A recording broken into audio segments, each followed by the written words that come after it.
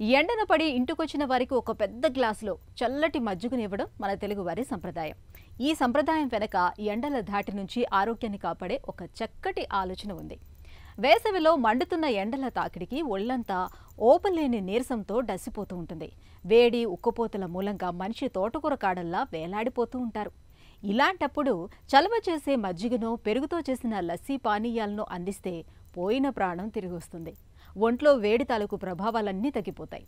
వేసవిలో మన ఆరోగ్యాన్ని దివ్యంగా ఉంచే అద్భుతమైన ఆహారాలు పెరుగు మజ్జిగల గురించి ఇప్పుడు తెలుసుకుందాం.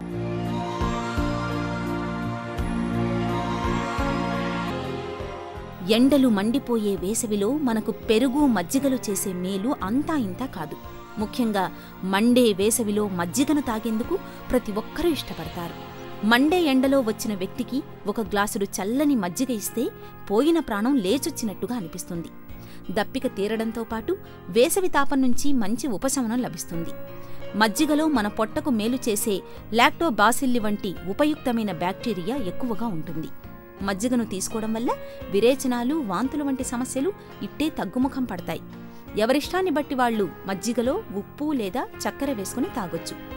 మజ్జిగలోకి కాస్త మిరియాలు లేదా శొంఠిపొడి వేసుకుని తీసుకోవచ్చు. సన్నగా తరిగిన మిర్చితో పాటు గుప్పెడు కీరా ముక్కలు, కాస్తంత అల్లం, కొంచెం కొత్తిమీర కలిపి తాగితే మజ్జిగ మరింత రుచికరంగా ఉంటుంది. మనకు ఇంత మేలు చేసే పెరుగు మజ్జిగను వేసవిలో నిత్యం తీసుకుంటారు కదూ.